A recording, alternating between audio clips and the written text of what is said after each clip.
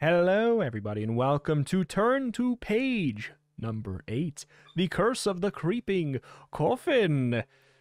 How you doing? Oh, Incredibly well in yourself, buddy. oh, I'm now creeped at this moment, and titillated and excited for what ultimately looks like a very just Halloween spooky normal book.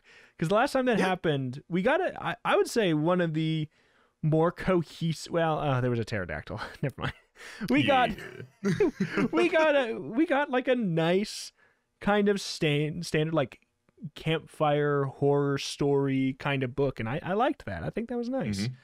So I feel like we're probably gonna get when the you've same got thing. that kind of like when you've got that like well-known and well-understood cliche to lean back on, it gives you the ability to have this kind of strong backbone and still take little variations from it. Like, sure, a pterodactyl exists, but still have fun with the setting and still feel like it's more cohesive than, what was the other one? We fell into the sewers and drank monster blood out of a can because monster blood makes you larger, and I know that from Other Goosebumps. that book. one. Yes. Thankfully didn't work, at least. Yeah. So there's like I dare to say grounded because it's but you know what I'm saying. It's not horror grounded. It's unearthed. Clearly, we can see there's an Aww. exhumed coffin here with R.I.P. on the front, which I'm assuming is just the dude's name. Here lies Rip. Yeah, could be. Rip, rip. Rip, rip. Either way, do you want to unearth the Beware page for us here? I would love to. Beware! Do not read this book from beginning to end. You can't believe it. You stare out the window at the creepy cemetery in your grandmother's backyard. The graves are moving. You're sure of it. Then you turn to see an even more frightening sight. Your grandmother's house is haunted by ghosts. Lots of ghosts. Evil ghosts who want you. Why are the creeping coffins creeping? Do you stay to find out, or do you race home, even though a terrifying ghost is waiting for you there, too? If you stay to discover, the coffins are spelling a message in the graveyard, a message that spells out your doom. Unless you can find the ghost who is the keeper of the sword, steal the sword, and plunge it into the grave of the MPG. What's an MPG? You'll have to find out for yourself. But hurry, the ghosts are moving closer and closer. Okay, I thought that it was good. Just, I don't know. This one, the description felt more like they were making it up on the spot than some of the others. I don't know. Why are the creeping coffins creeping? You turn around. There's ghosts. Lots of ghosts. Evil ghosts that want you. Yes, it does sound like the person is a DM who's caught off guard by their players who are like, actually, I'm not interested in going to the graveyard. You have to leave because the house is haunted by ghosts and they're evil and they want you. They want you. Come back. Oh, my MPG. What's an MPG? Don't worry about it. It's the name. It's the name of the big bad. Also, like this is another tactic as well. Like they are trying to get you to be interested in the grave. Everyone's completely disinterested in it, and then there's like, oh, there's the MPG there. They'd have no clue what MPG stands for at this point, but they just want the players to be curious enough to go to the graveyard. Exactly. I mean, I'll say at this point, I need to know what an MPG is. Absolutely. Why don't we start to find out by turning to page 1? Let's do it. Turn to page 1. I'm bored. You moan? I'm so bored I could eat flies just to see how they taste. Flies have germs. Your grandmother replies. It's a hot, sticky day in the middle of July. You plop down into a creaky old chair in your grandmother's kitchen. Your parents dropped you off yesterday before they left for their vacation, and you already could die of boredom. Your grandmother's old dog, Sparkle, yawns loudly. He crawls under the table. Moments later, he begins to snore. I know just how you feel, Sparkle. You say. You sigh loudly. Why don't you go outside and find something to do? Your grandmother suggests. She looks up from the pie she's baking and nods toward the backyard. Go out there, you think? Into her backyard?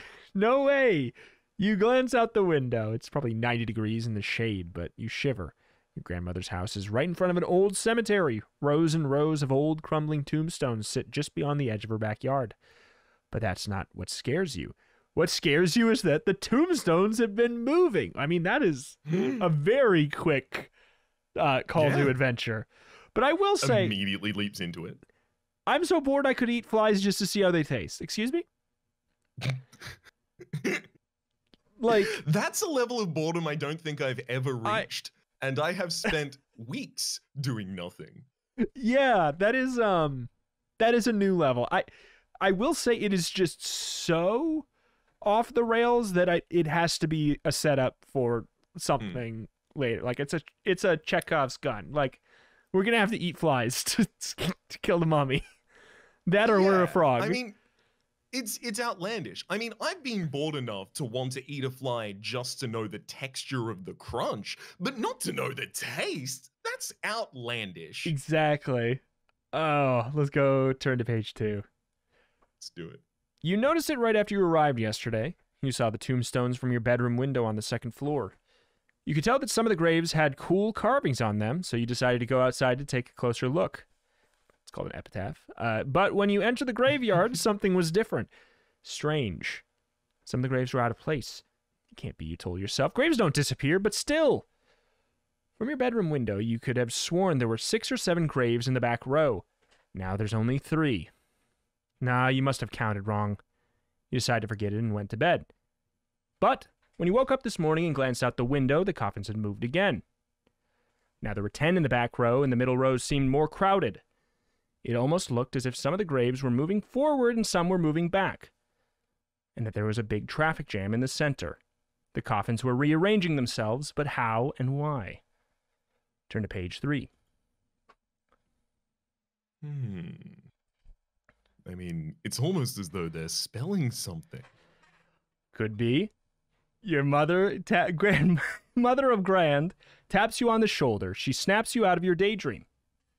Go on. Go play outside. Outside? Out there? You shudder as you glance out the kitchen window again. Oh no. You cry. It's disappeared! What's disappeared? Your grandmother asks. The grave with the angel on it! You screech, pointing out the window. It's gone! One headstone in particular caught your eye yesterday. It had an angel carving on it. The angel looked so realistic that you practically believed she could fly away. Did she? Your grandmother peers out the kitchen window. Don't be a goose. She scolds you. The tombstone is still there. You don't answer her. You can't. Your heart is pounding crazily and your mouth has gone dry. You bolt out the back door. You've got to see for yourself. But in the graveyard, you discover that your grandmother is right. The tombstone with the angel isn't gone. It just moved. It had been in the last row, and now it's up in the front. I'm losing my mind, you think, losing it completely. Or are you? Turn to page 4. You run back into the house shouting. Grandma! You yell. That grave with the angel on it! Your grandmother interrupts you. You don't have to shout, dear. The angel? She looks up from her pie crust. That's a nice one. Let me see. Who was buried there? Oh, yes, that's Elmira Martin's grave. Before you can explain about the moving gravestones, a voice on the far side of the room makes you jump. The name is Elvira Martin, The voice says sharply. not Elmira. You never could get my name right. Your mouth drops open. A strange woman now stands in the doorway that leads from the kitchen into the hall. A very strange woman, because she isn't a living, breathing woman, she's a ghost. Grandma? You begin. But from the way your granny is humming to herself, you can tell she doesn't hear or see this scary visitor.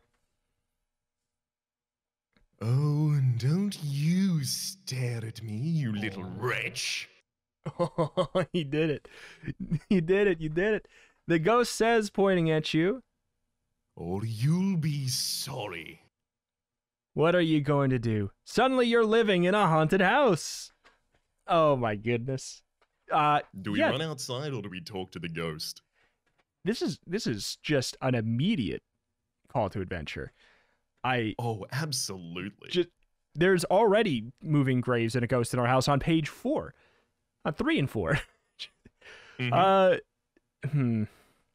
Leaping right into it. I gotta say, I kind of want to talk to the ghost. I'm happy to talk to the ghost. Slight thumb on the scale for that reasoning. I mean, yeah, no reason, no fancy toys you want to play with. I did nothing whatsoever. Let's go. Let's do it. Let's go to page 25. Why are you here?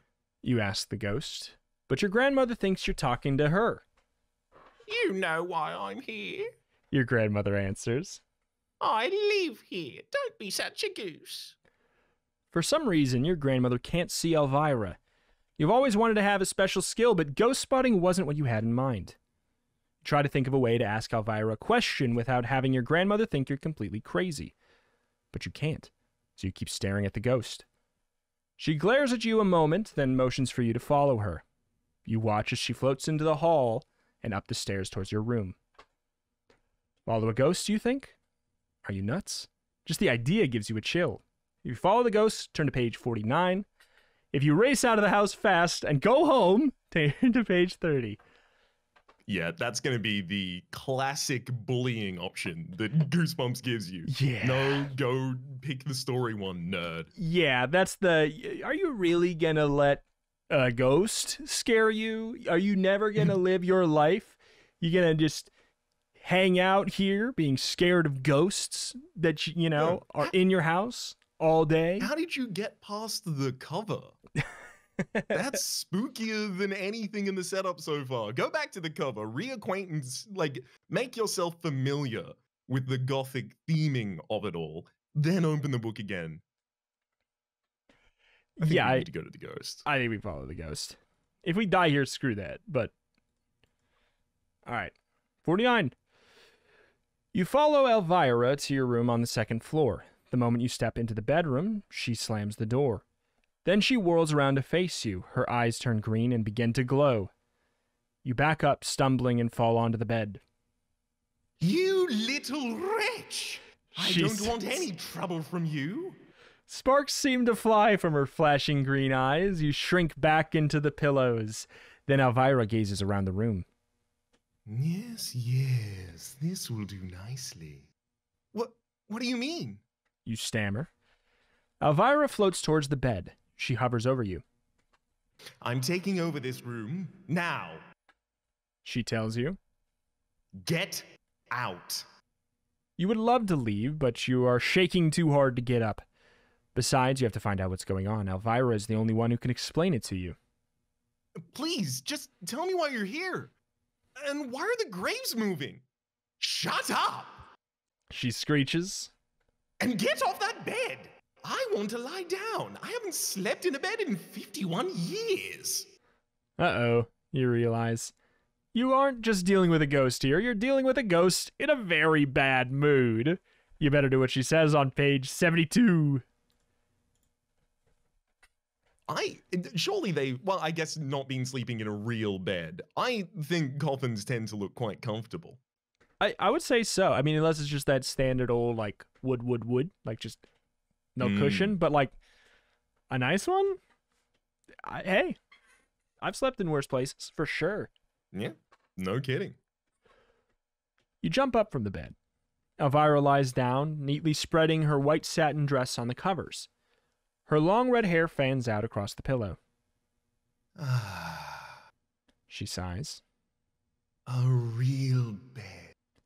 She shuts her eyes. You hope she doesn't sleep too long. You have so many questions to ask. You hope she'll be in a better mood when she wakes up. She dozes for exactly 2 minutes, then her eyes pop open. You notice they aren't glowing green anymore. Elvira says. That's better. Now that she's awake, you're not sure how to begin. You're almost too freaked out to speak, but you have to know. Why are the graves moving? You ask. And what's going on? Oh, it's the curse of the creeping coffins. The ghostly woman answers. And we're moving into this house. All of us. All of us?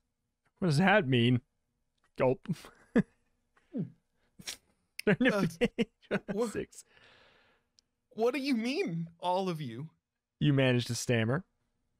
You asked too many questions. Uh-oh. Elvira's eyes flash green again. Don't get in our way, and maybe we'll let you live. She soars up over your head and glares down at you. And don't you go talking to that ghost hunter McFarling either. Elvira adds, I mean, don't you dare use this knife to stab me. Here you go. Don't exploit my one weakness with this esoteric tool. In the next instant, she floats backwards and disappears into the wall. McFarling? Ghost hunter? You're startled by loud clumping footsteps above you. You glance up at the ceiling. The light fixture is shaking. It sounds as if a whole crowd wearing clunky boots is stomping around in the attic. Who could it be? If you want to find out about McFarling, turn to page 16. If you want to find out who's in the attic, 85. I mean... What do you think? I am a rebel, and I was told not to talk to McFarling. So, it's Let's tempting. rebel against that and have a conversation with him. A ghost hunter? That is exactly what you need. You were told just that. But how are you going to find this McFarling guy? You dash out of your room and run downstairs as fast as you can. You rush back into the kitchen. Grandma, You gasp, almost out of breath. do you know someone named McFarling? Oh, don't go talking to me about Mac McFarling. She says. That loon, he came around here last month. Told me he thought my house would be haunted soon. Said something about a curse, too. Can you imagine that? I don't want you going anywhere near that man. Let's face it. Granny's not going to be much help.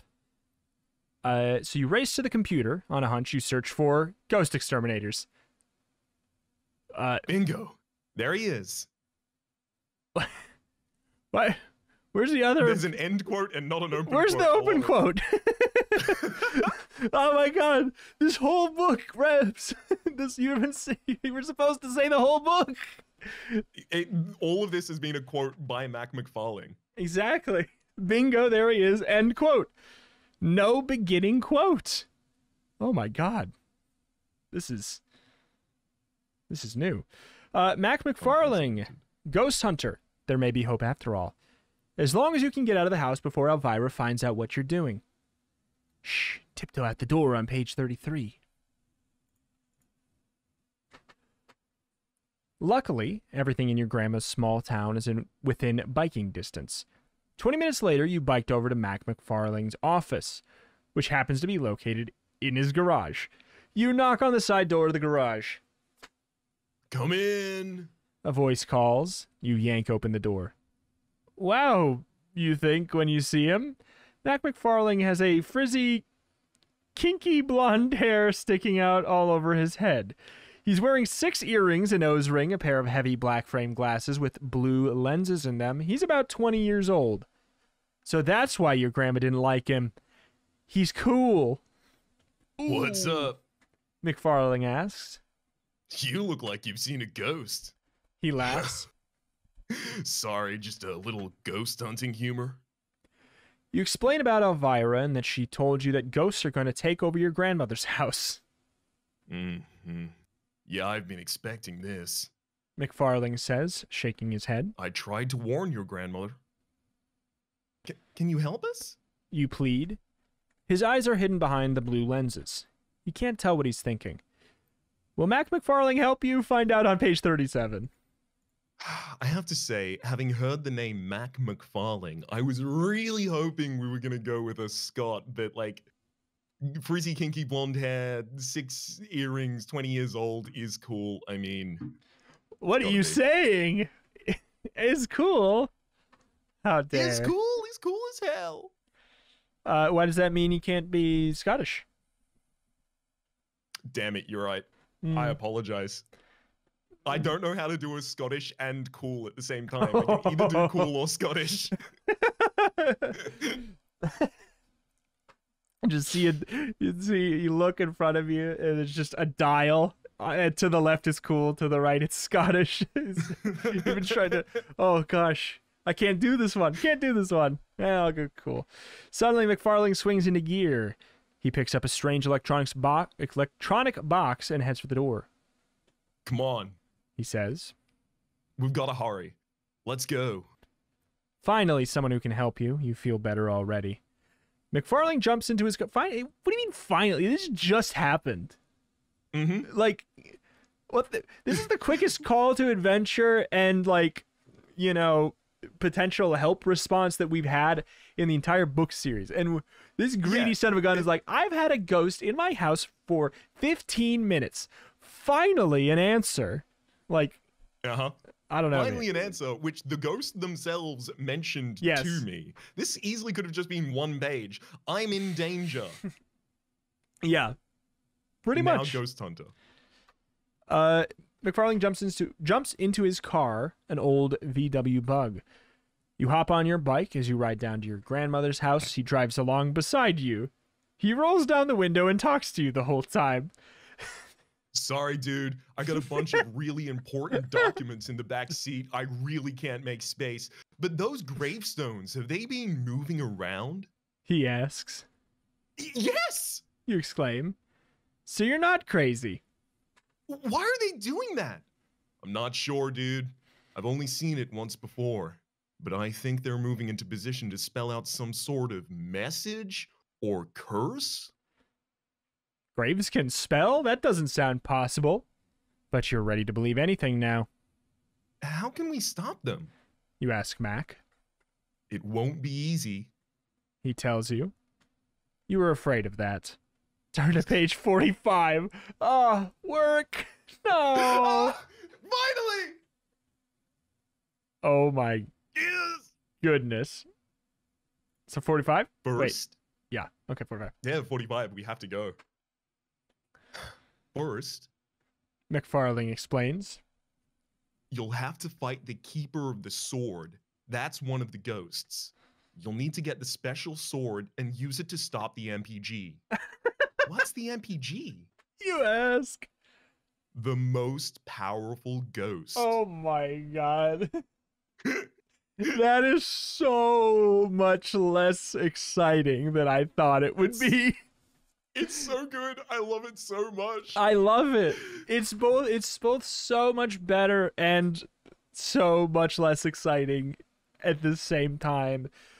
Oh my god. We're not even done explaining the term, though. It gets defined. It's a term for a spirit who has control over a graveyard. Oh. Once you have the sword, you Matt must continues. plunge it into the grave of the MPG. But you've got to hurry. Because when all the graves have moved into position to spell out the message, it'll be too late. The curse will be complete. And after that, you'll never be able to get the ghosts back into their grave. Your head is spinning from what Mac just told you, but you nod as if you understand. Mood. You've arrived at your grandmother's house. McFarlane stops his car and hops out. You get off your bike and park it. McFarlane faces your grandmother's house and switches on the funky electronic box he's carrying. Red dials light up. Then you hear a loud beeping sound. Uh-oh. McFarlane says. Major trouble. Give me $1, dude. If you give McFarlane $1, turn to page 57. If you refuse, turn to page 74. This is the cheapest ghost hunter we've ever hired. Yeah. I feel like it's maybe some kind of ritual thing, or like a legally give me $1, then I can represent you in court. You know, Yeah, like exactly. is he gonna represent us? Is he gonna be my Ghost lawyer? hunter client protection Exactly. only really covers you if you pay me. Exactly. So are we gonna give him $1? I think we have to. I'm not a cheapskate. Also, it's fake money. I don't care. I don't. It's not my dollar. Yeah.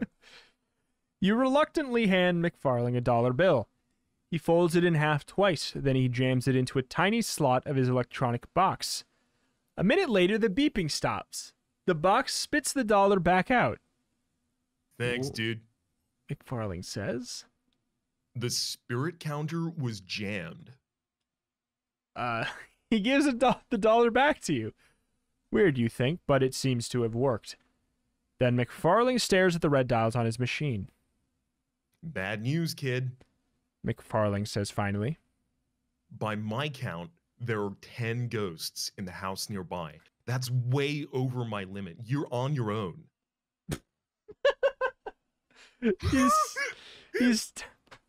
He starts back towards his car. Wait! You call after him. You can't leave me here. Please, you've got to help me. McFarling hesitates for a minute, then he shrugs. Okay. He says, "What the hell?" This conflict and resolution come very quickly in this. I know. This is what I'm willing to do. I'll help you make a grab of the Maveyard, a map of the graveyard. Come on. A grap of the Maveyard? What for, you wonder? But you don't ask questions. You just follow Mac into the cemetery and do what he tells you. An hour later, you've got a drawing of the first 4 rows of gravestones. To see the map, turn to page 127. Oh, pictures. Okay. Podcast medium, let us explain. It's a picture. All right, next. Mm-hmm. It is a picture. We are looking at the graveyard itself. On the far distance is Grandma's house. On the near distance is just a sign that says the rest of the graveyard. There's 4 different rows of tombstones here, each with names across. They may become important later. I don't necessarily know if we need to read through each individually, but one of them is called Archibald Swope. That is true. I will say if you look at the last names of them, it spells "you will die soon." Okay. Well done. Young, Owen, Unger, Wong, Ives, etc., etc. You will die soon. And also, if you look at the first names, it says Ritp Bej Miganker. I think equally as important. Equally Obviously, as Rachel, important. Thomas, Patrick, etc. for Ritbej Maganka. Yes. One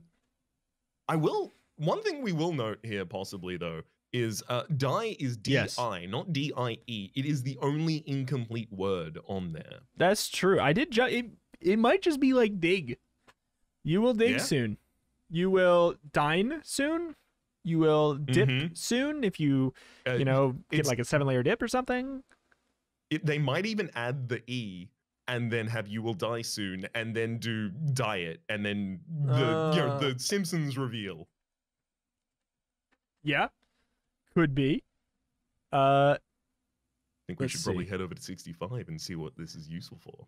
I'm just looking at what else. John and Jane Luckmeyer. Chester Ottoman, Archibald Swope is definitely the best name here. Absolutely. It's the best one you need to know. That's just his voice. You stare I hope he comes back to life. You stare down the map of the gravestones in your hands. You wonder how it could possibly help. Big trouble, Max says, peering out over your shoulder. The message is almost already completely spelled out, dude. What message? You ask, puzzled. Look at these first 4 rows. He says, pointing at the paper. The rest of the graves don't matter. That's why I didn't put them on the map. Take a pen and circle the first and last name on each tombstone. It spells out a message, don't you see? No, you don't see, and you won't see until you do it. So do it. Turn to page 127. Circle the first letter of the last name. It will spell out a message, or part of one. Book. You will DC. Plot hole. I am a genius. Plot hole. All right, well, I guess I will go back to 127 and mentally circle these. All right, great. Okay, back to 65. When you discover the message... Say you will D soon? They have been moving. Oh, shoot. It says Bej Meganker. That translates to you will D soon, so we're all good. Yeah. Oh no. You gasp. You stare at the map and the message spelled out on the gravestones. You will D soon! Oh, so that's the terrible message the graves are trying to spell. And is the you, or is the curse directed at your grandma? Either way, it's bad news. Mac, there's only one letter missing. Only one more coffin has to creep into place, and then the curse will be completed. Max says. He turns and walks back to his car. Wait! You call after him. He stops, but only long enough to pull out a business card. Here, call me says. after you defeat the Keeper of the Sword. Then I'll tell you what to do next. Then he jumps back into his VW Bug, his Volkswagen Bug. It's a very wise bug, leaving you standing in front of your grandmother's house. Oh, He calls as he starts to drive off. 2 things to remember. Be sure to find out the name of the Keeper of the Sword, and stay away from the Luckmeyer twins. The Luckmeyer twins, you think? If you've met them already, turn to page 8. If you haven't, turn to page 64. Ooh. I guess running home might have given us the ability to meet them, but no, we haven't. Yeah, I mean, we have. I don't want to lie. We've seen their graves at least. I mean, maybe it's like if we hear about them, we'll be prepared. If we see, who knows?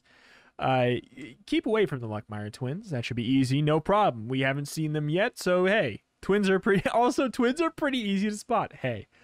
Then it hits you. Do they always stick together? Are they guys or girls? How old are they? There's no way to know. Maybe this will be more difficult than you thought. You slink into your grandmother's house. You feel creepy knowing the place is loaded with ghosts. And how are you going to find the Keeper of the Sword? You don't have a clue. Your head swims as you wander up to the 2nd floor. Bam! Door bangs open, nearly hits you on the head. You jump back and peer into the hall closet. Don't go in there. A voice behind you warns. You whirl around and see a ghost. A teenager from another time. He's dressed in old black-fashioned velvet suit with a frilly white shirt. His hair's slicked back and combed neatly behind his ears. He's smiling, but it's a sneaky smile. Should you listen to him? If you stay out of the closet, turn to page 12. If you want to see what's in the closet, turn to page 26. Now, just the last time that a ghost told us not to do something, we found the only helpful source of knowledge that we have encountered so far here. That, or they're in cahoots and they want our dollar. I see. A long con to get our absolute buck. Dollar. Yep. Our greenback. I see. I'm fine with either of these options, to be frank. I don't know what time he's from with the black velvet suit and frilly white shirt. Are we now talking like 1800s kind of teenager? Because that's the wrong voice for them. We'll see.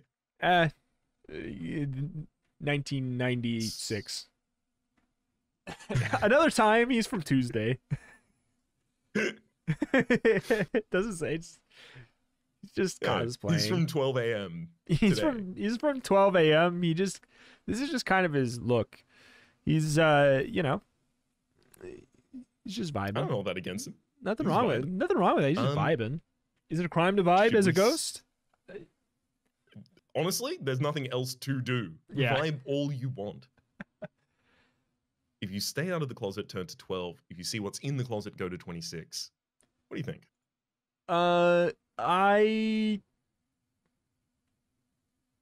He said don't go in there. Let's listen to him. I want to again. I like your argument of we have not been proven. It's not been proven that ghosts are like inherently malicious yet. So, okay, you decide to trust this guy. He's a little weird looking, but he seems harmless, even if he is a ghost. I'm John. The boy says. You've got to get away from here. The closet's filled with horrible spirits. Quick, close the door and hide in the basement. You do as he says, slamming the closet door hard. Goosebumps loves to add hard on the end of every sentence. It just loves it. It just every book, at least twice so far. Slamming the closet door adding that word hard. Yeah. Then you run down the stairs to the kitchen. Hard. Then into the basement. Why down here, you wonder, as you look around the damp, grungy old basement beneath your grandmother's house. You've never liked this place. It's cold, it's dark, but even worse are the big, ugly crickets. They get in from the outside through cracks in the basement walls. Then they hop all over the basement. You hate them. How come we have to hide down here? You ask. That's when you realize that John isn't with you. John? You call. Bam!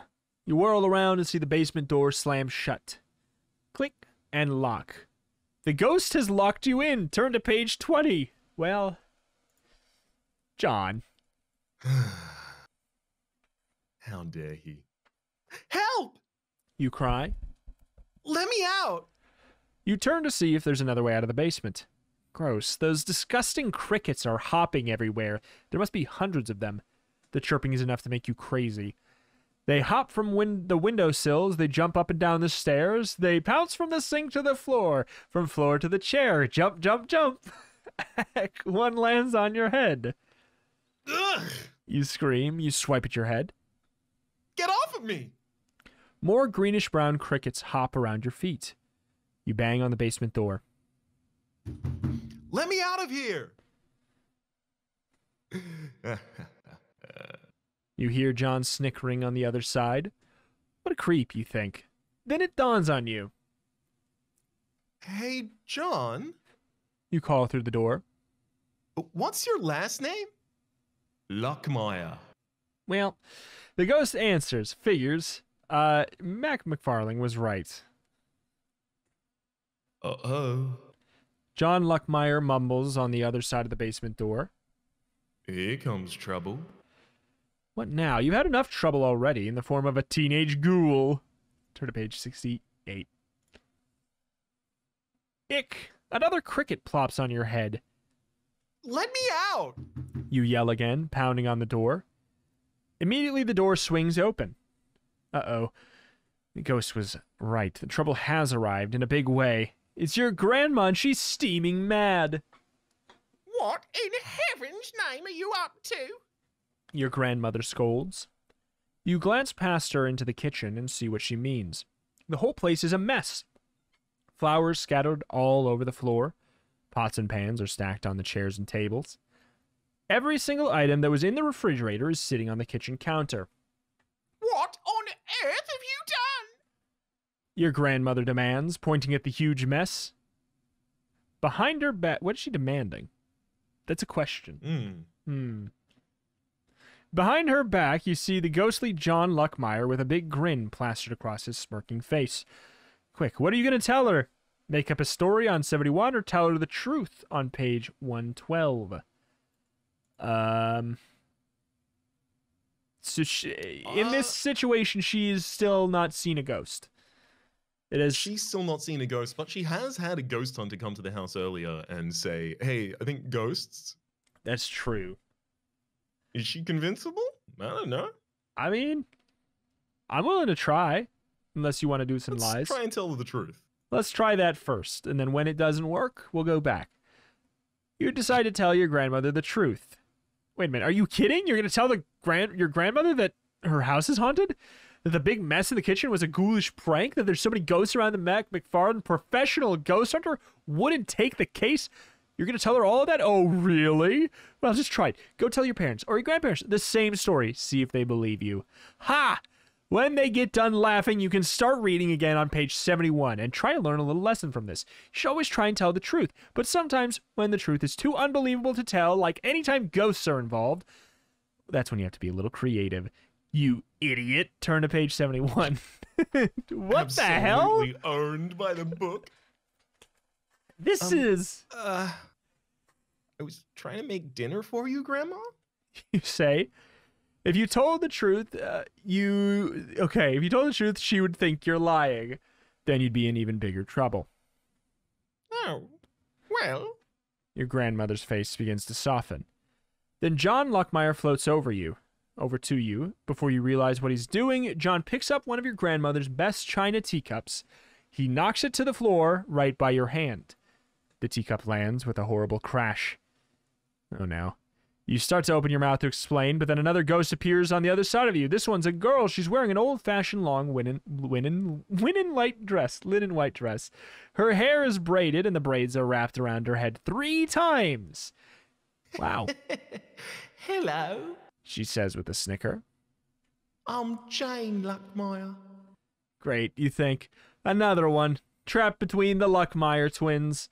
She picks up the china saucer that goes with the teacup John just smashed.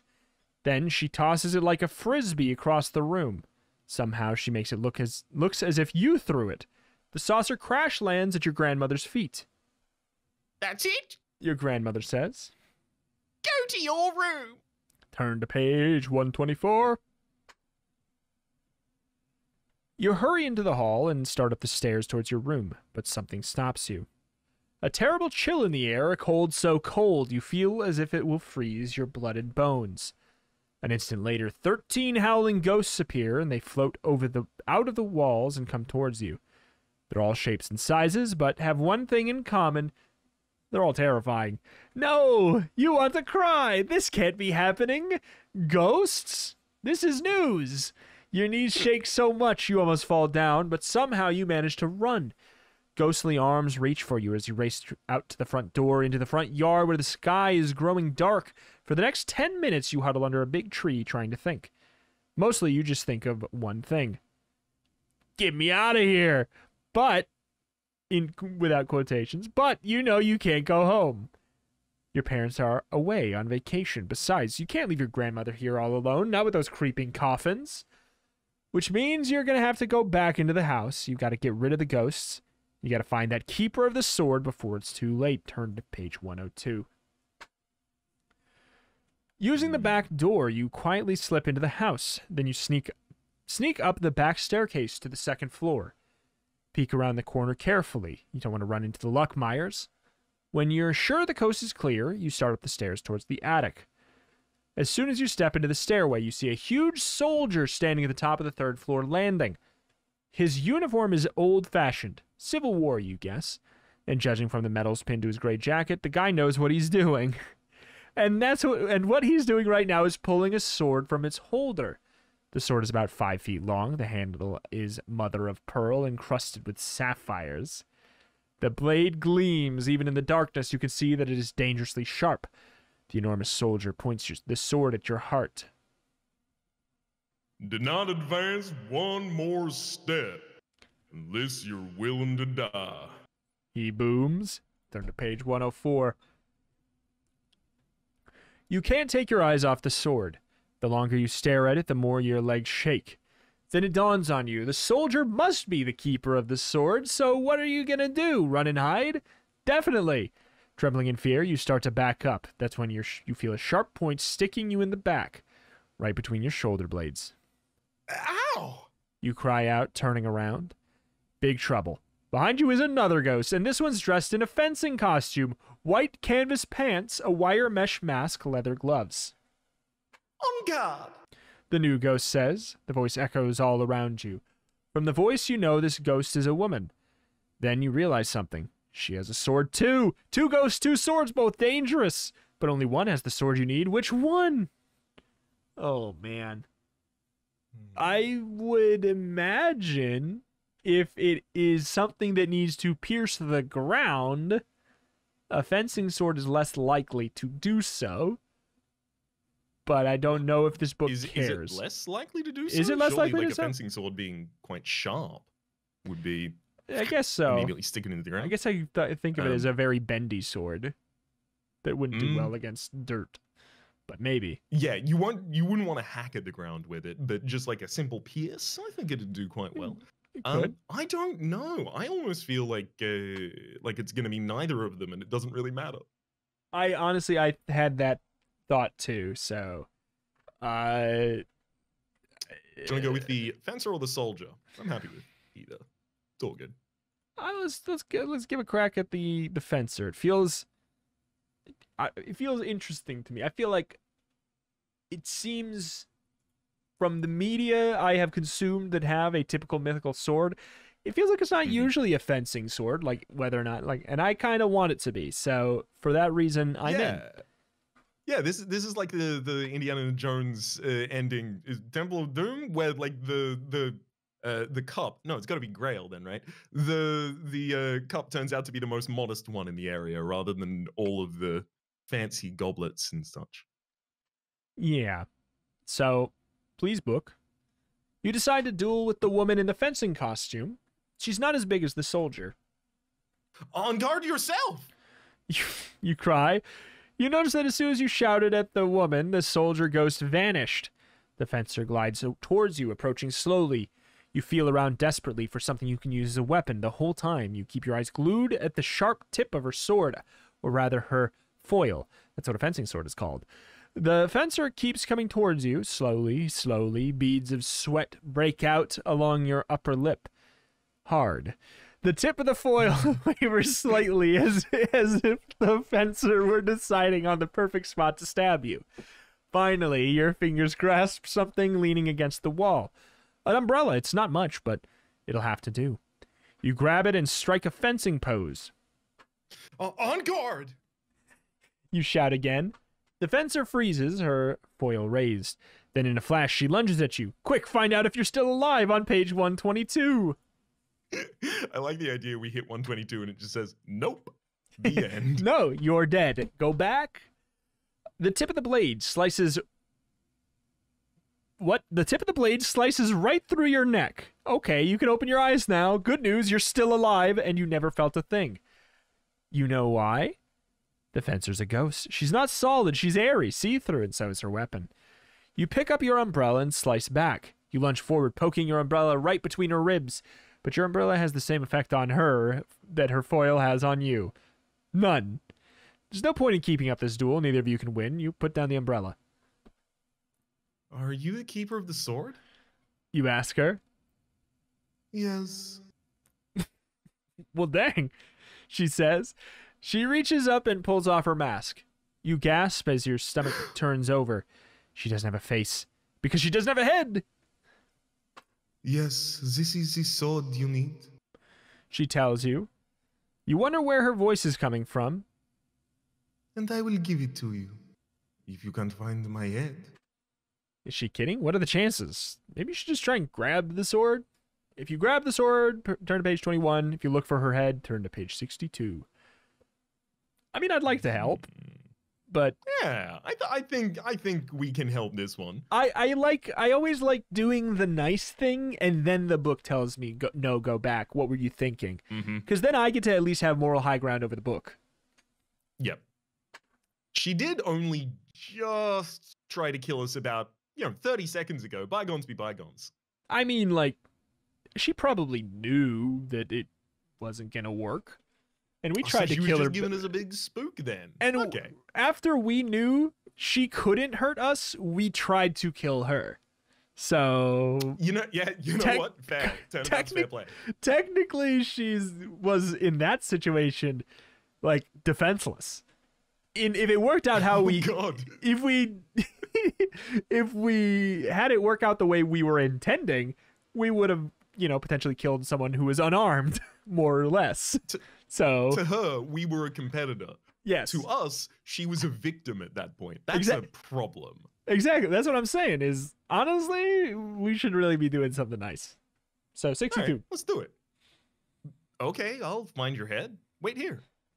But where should you look? You dash up the... Why would we not ask? Wait. You dash up the stairs to the attic. It's the only room you haven't been in since you arrived. And you definitely would have noticed a head if you hadn't seen one. If you had seen one. You rummage around in the attic. You search through everything. Twice. Trunks of old clothes, old furniture, golf clubs. No ghost head. You glance around at the dusty room. Think. There may not be much time left. If I were a ghost head, where would I be? You ask yourself. You suddenly spot a large moose head sitting on the floor by a broken chair. You kneel down to examine the moth-eaten moose head. Up close, it looks even worse. The antlers are cracked and one eye is missing. It's filthy and has a musty odor. It's not even human, but what choice do you have? It's the only head here. Besides, you're in a big hurry. You've got to get the sword before the coffins creep again. You grab the moose head and race downstairs. You only hope the keeper of the sword won't be furious when she sees the head you brought her. Cross your fingers for luck and turn to page 80. I found the head. You call out when you reach the landing. You clutch the moose nervously and you peer into the darkness, trying to find the headless ghost. The woman's body materializes on the steps below you. Good. Her voice says. You still can't figure out how she can talk. Just set it down right there on the stairs. Really, you think? This is gonna work? Maybe the ghost hasn't seen the moose head yet? What will she do when she discovers what you've done? Trembling, you set the moose head down at the bottom step and you hold your breath. For a moment, nothing happens. Then the moose head begins to shake. At first, it just rocks back and forth a little, but soon it starts to vibrate wildly. The moose head begins to glow as if there were a light inside it. Then a ghostly woman's face appears inside the moose head. What? You can't believe it, but there it is, the face of a beautiful young woman trapped within the dusty old moose head. Wow, you did it. You actually found her head. What? Yep. That's where it was. It was in the moose head. Turn to page 51. What the hell? You stare at the glowing, ghostly face. Your mouth drops open as the face rises out of the moose head. The woman's face floats up and hangs in midair right in front of you. Thank you. The head says. You have released me from my trap. Her eyes are large and bright blue. Her ruby lips shimmer in the darkness. Her long black hair hangs down, falling below her neck. Her neck? You glance at it and try not to scream. Torn flesh dangles from the bottom of her neck. Blood drips from the ragged edges. Suddenly you realize what you're seeing. It looks as if her head has been chopped off. Try not to faint on page 41. Your stomach turns at the sight of her bloody neck. Then you notice the ghost's body is still hovering below you. It floats up the steps and somehow attaches it to her head. Thank you. She says once she's in one piece. She hands you her foil. I am the keeper of the sword. Take this and use it as you will. Now I must return to my grave. You must, you remember Mac McFarlane's instructions. Oh, wait! You call.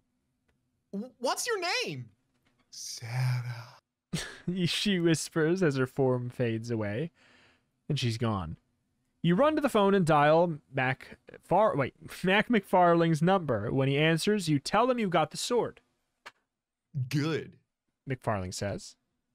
Listen carefully. Find her grave in the graveyard. Write down the year of her death. It's a special number. You'll need it. Then plunge her sword into the grave of the MPG. That's the only way to keep the graves from spelling out the curse, my dude. But how do I find the MPG? You ask. Oops. McFarlane says. Call waiting. Gotta go, guy. It's gotta be him. It's gotta be him. He's just playing so like hard to get. He hangs up. Call waiting, you think? What a liar. He just doesn't know how to help you find the MPG. Now what? If you go to the graveyard, page 96, if you think the MPG will come to you, turn to page 125.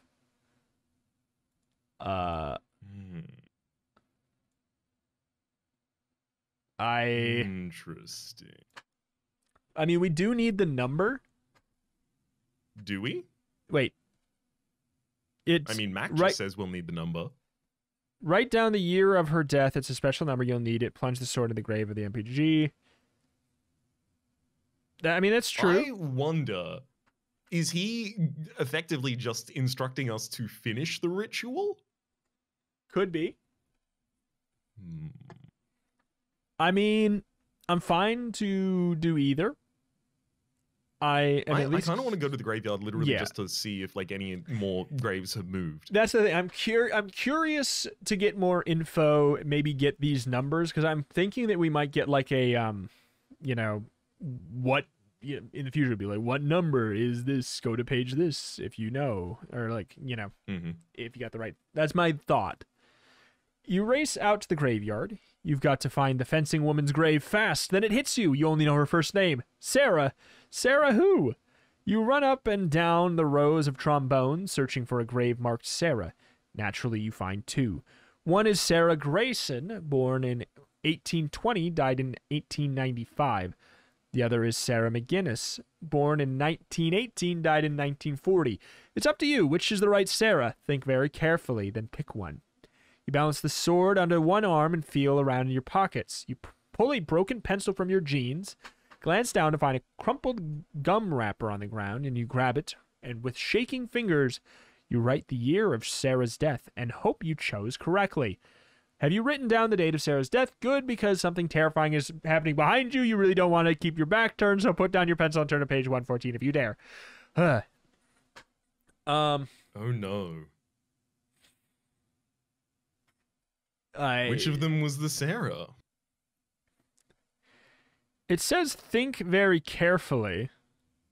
Think very carefully. Almost implying that there's I like mean, a reason to pick one over the other. I think one of them might be that Sarah Grayson died at 75 years old, 1820 to 1895, whereas Sarah McGinnis died at only 22 years old, 1918 to 1940. And we did see a young woman's face after giving them back the ghost head. So this is like, is the ghost lore of this universe that you are kept in your most immaculate state or your death state? I would say it's the best lead we have. I like it. I want to go with McGinnis. I think it's McGinnis. So yeah, that's I like 1940 that we would be writing down. Yeah, I'm writing down over on the right. Over on the other side here. Okay. 114. You don't like the prickly feeling in the back of your neck. You turn around slowly and gasp. The coffins have moved again. You can tell because you've wandered to the front of the graveyard. You're standing by the first row. The row that spelled out you in the curse. The row that used to only have 3 tombstones. But now the front row is crowded with graves. 7 of them. 4 more coffins have creeped into place. You glance towards the back of the graveyard and notice the new empty spots. It's true. The tombstones, they're spelling again. Your heart pounds as you run along the row, reading the 4 new names, trying to see what the new initials will spell out. Bannister, Oswald, Thackeray, Hamilton. Both. Oh no, now the message reads, you both will die soon. Quick, hurry to page 31. Your throat tightens in terror. Your heart pounds wildly. Both you and your grandmother are cursed now. Or is it... I mean, it might be... whatever. Your granny can't even see the ghosts. She won't be able to save herself, so it's all up to you. You grip the sword so hard your hand cramps. You've got to stop the coffins from moving again, and you've got to do it now, before the final coffin moves into place and the curse is complete. But who? Who is the MPG most powerful ghost? One more letter. You mutter. Only one more letter is needed to spell out the message. The last letter in the word die, the letter E. Then it hits you. The most powerful ghost must be someone whose last name starts with E. That's it. You may live after all. You run through the graveyard looking at the tombstones, searching for the E's. You find 3. Melvin Estep II, and Brandon Estep. Which one is the MPG? You could guess, or you could go into the house and ask Elvira for help. I mean, it's weird for us to have to note down 1940 and then just guess afterwards. Also, Elvira's first name has an E, but her second name was something else. That is I don't true. think it was EE. I mean, do we know Elvira is her first name? We know Elvira is her first name, right? Okay. She said, or our grandmother called her Elmira something, and then she turned up and said, Elvira, you could never get it right. Yes. Yeah. Well, we can ask. Yeah, I think we should ask her for help. I think it's better than taking a guess here. Alrighty. You decide to play it safe by asking Elvira for help. You turn and race into the house. Your grandmother is watching TV in the den. You dash past her. Doesn't even look up from her program. The eerie light from the television is the only light in the whole house. You hurry up the stairs into your room. You gotta find the MPG, and there's only one person or ghost who might be able to help you. You flip on a light in your small guest bedroom. A piercing shriek scatters the night. Now what? Cover your ears and turn to page 15. Turn off that stupid light. Elvira screams. I'm trying to get some sleep. Sorry. You quickly flick off the light. but you don't have any trouble seeing Elvira because she glows in the dark. I have to ask you something. You tell her, but she pulls the pillow over her face. This isn't going to be easy. She's one sleepy ghost. Then you have an idea. You flick on the light again. Elvira sits straight up and lets out a piercing wail. Elvira, You I'll say? turn off the light if you answer one teeny tiny question. Then you can sleep all as long as you want. I promise. Her eyes begin to glow green again, but she looks very sleepy. Maybe she'll be too tired to hurt you. Who's the most powerful ghost in the graveyard? You blurt out. Elvira blinks a bit. I'd say it's Melvin Estep's boy. He does tend to rule us with an iron hand. The Estep boy? You mutter. But there are two of them, Melvin II and Brandon. Which one? But Elvira doesn't answer. She's fast asleep, and you promised you wouldn't wake her up again. You always keep a promise. Hurry to page 43. But Melvin Estep's boy, Melvin and Melvin II and Brandon. Okay, never mind. I thought it was between Melvin and Melvin II. I was like, gee, I wonder. But never mind. Sorry, they're actually doing a zero ranked system. So they have Melvin Estep the 0th, then Melvin Estep 1, then Melvin Estep 2. Exactly. You always keep a promise. Her to page 43. All right. You turn and run out of the room, leaving Elvira snoring peacefully in your bed. You head back to the graveyard. You're going to have to take a chance on one of the Estep boys, and fast, before the graves move again. Only one letter left before the curse is complete. That's what keeps going through your head. When you reach the graveyard, you're almost out of breath from running up and down the stairs so many times, but the sight that greets you nearly takes your breath away completely. You think you might faint. The graveyard is filled with ghosts, horrible ghosts. One of them, an old man with long stringy hair, carrying an axe. A woman sobs, a head without a body passes, then a body without a head. Each ghost is worse than the last. Then you remember the fencing foil in your hands. You raise the sword to fend them off. It works. They all float around the graveyard, but they didn't come near you. You run straight for the Estep graves. But which one? Melvin II or Brandon? You've got to choose. Wolf. I mean, is it... I mean, is it just Melvin II? Or... I don't know. Or is that too easy? Like, wait, did it say Melvin Estep's boy? Yeah, it said Melvin Estep's boy. So it could be Melvin Estep, the father of Melvin Estep II, as well as Brandon Estep. Or it could be Brandon Estep, the son of Melvin Estep II. Like, Brandon Estep could be the son of either of the Melvins and still be the son of Melvin Estep, you know? Process of deduction. It seems like we have slightly more lead to say Brandon then. Mm-hmm. And then if they ask if we want to change... Yeah, we're just 27. Nice and easy. Yeah, it's the Melvin Hall problem. Yes, exactly. Turn page 47. You cross your fingers and decide to take a chance on Brandon Estep. You run over to his tombstone and stand in front of it. You hold the sword in both hands like a dagger, and with the point down, your hands tremble so much that you're afraid you'll drop the sword. You tighten your grip and you take a deep breath. Then you raise the sword above Brandon's grave and prepare it to plunge into the ground, but something stops you. What happened? Find out on page 36. You hear a booming crack. In the next instance, the ghost of Brandon Estep rises from his grave. Is he the MPG? Have you chosen the right Estep? You peer at Brandon as he floats towards you. He's a young guy wearing a black leather motorcycle jacket with heavy metal spikes and chains and a metal hand. A metal hand? A chill of terror runs through you. This must be him. The most powerful ghost, the ghost with the iron hand. You raise the foil again. With an iron fist. Yep. You raise the foil again, but the ghost lunges at you and grabs your arm with his iron hand. Your arm freezes. You can't move. For a moment you panic, then you remember what McFarlane told you. The date of Sarah's death. It's magic somehow. Did you write it down like McFarlane told you? Good. Then find the date and add up all 4 digits of the year. What's the new number? Well, that's your next page number. Turn to that page. Don't remember the date? Turn to page 96. Oh my. Neat. So that's 14,194. Great. Wait. Oh, shoot.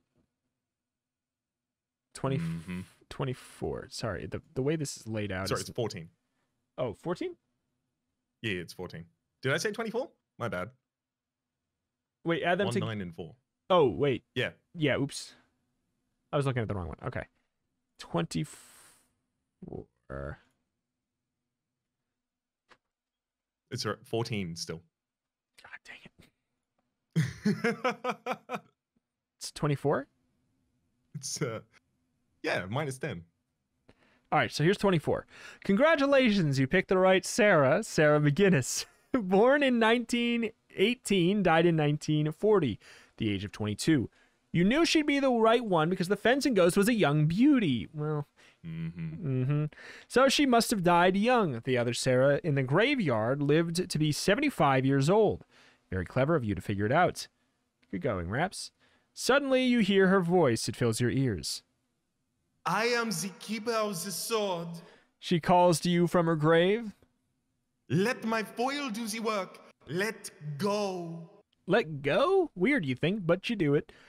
As soon as the foil leaves your hand, it floats in midair. Then it plunges itself deeply into the earth, into Brandon Estep's grave.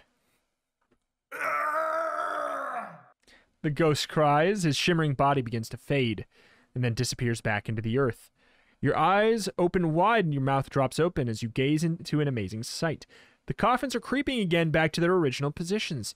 You did it! The curse has been defeated! But there's only one problem.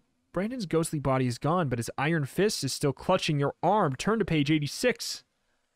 McFarling never told you what to do about an... Sorry, turn to page 24. McFarling never told you what to do about an iron hand.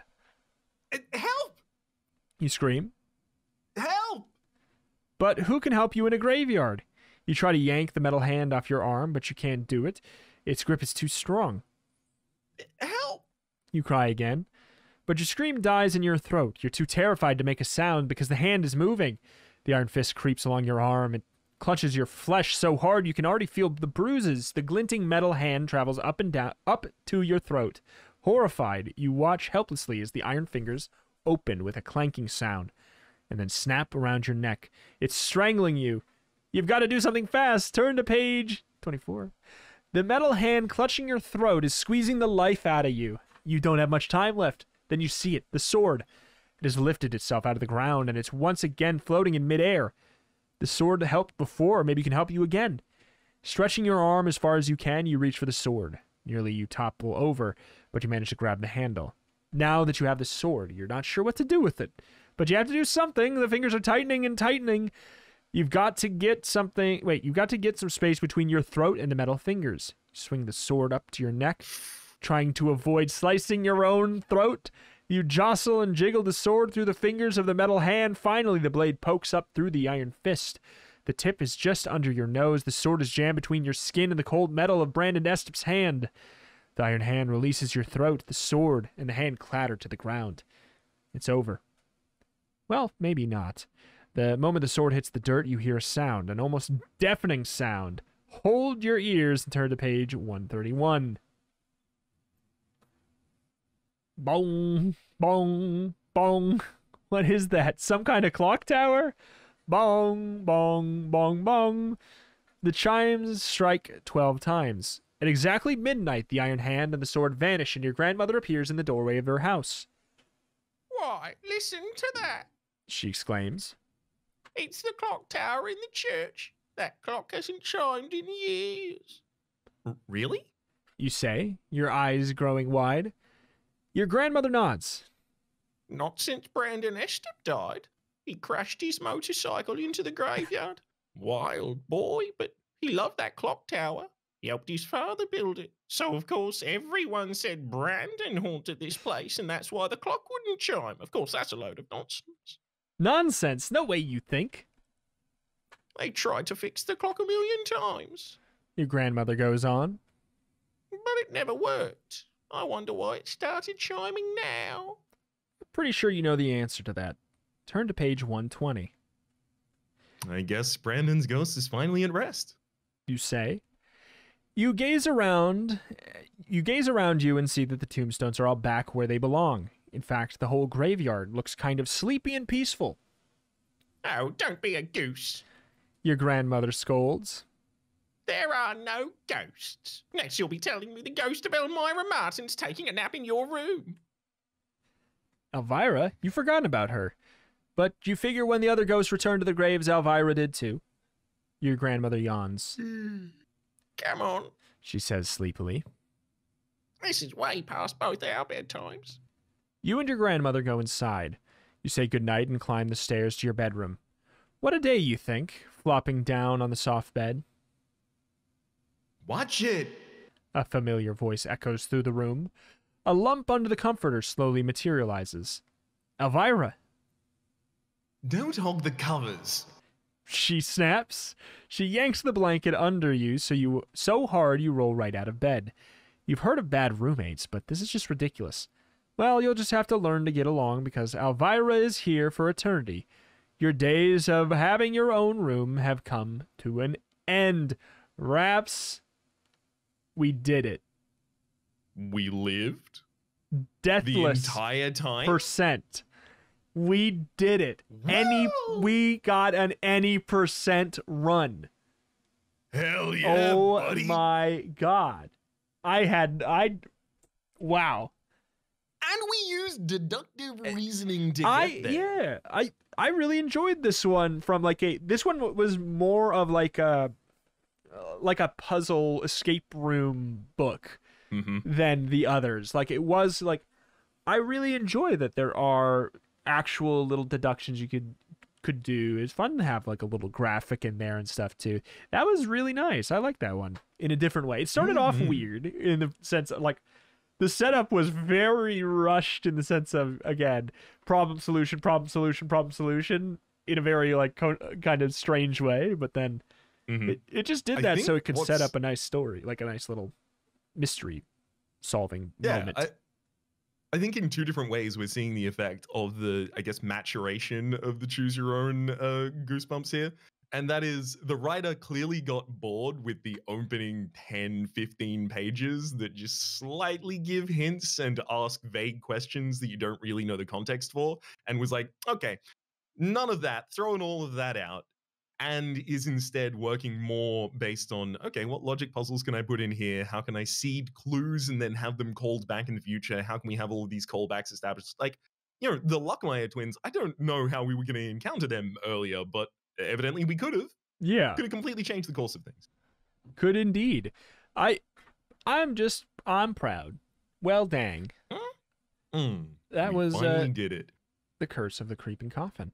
Oh my goodness. We forgot to do the thing at the beginning of the episode, but I will say, hey, if you listen to all of this, you're the prime demographic for this announcement anyways, and that's that there is a specific dedicated turn-to-page YouTube channel that if you are listening to this or watching this on YouTube, you should make sure you go and subscribe to that. There will be a link in the description and the comments, because there may be a point where that is the only location on YouTube that this gets uploaded. So if you don't want to miss this version, this format of this podcast, if you're listening to it that way, make sure you go and check that out. Because otherwise, yeah, you might just start missing it. It's going to be continually uploaded, of course, on the podcast streaming sites as well, which is probably the ideal way to listen to it regardless. But yeah, if you ever just stop seeing it, remember me saying this right now, that there is a dedicated YouTube channel for this, and make sure to check there first. But yeah, make sure that you remember at the bottom of the page that there was this previous callback to what you should do at this point in time, and remember to turn to youtube.com/ a bunch of numbers and stuff at the moment, because unfortunately the page doesn't have like a landing custom page yet. Yeah, so I can't just be like youtube.com/turn to page, because that's not a thing. I mean, it might be a thing, but it's not our thing if it's a thing. So just again, like, if you're watching on YouTube, in the description of this, in the comments of this, or like in the cards or whatever, you'll be able to find a way to get over to there. Just make sure you subscribe to that so you get kind of in a nice, clean, organized little space there. Very, very worth doing. Go do the subscribes, all the likes, like all that stuff does help out. Like, that's why people ask for it, because it does help. It's true, unfortunately. But And a big thank to everyone who has left a review on any of the streaming that's very websites that you true. have accessed the podcast on. Much appreciated. huge appreciate. A surprising.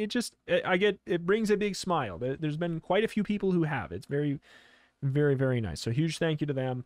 Huge thank you to the people who have already subscribed to that second YouTube channel. Everything, trying to keep up with that and leaving likes. It really is. It's very nice. It's very nice. This is. I say it every week. It's one of my favorite things that I'm doing every week. I'm just so pleased to get to do it. So anyway, to ensure that it gets to happen longer is a great thing in my eyes. So 100% agreed. alas, let's wrap it up short and sweet here. Short and sweet at an hour 15. I mean, hey, this has been Turn to Page. You can, of course, get it at any place you get your darn podcasts. Thank you for listening.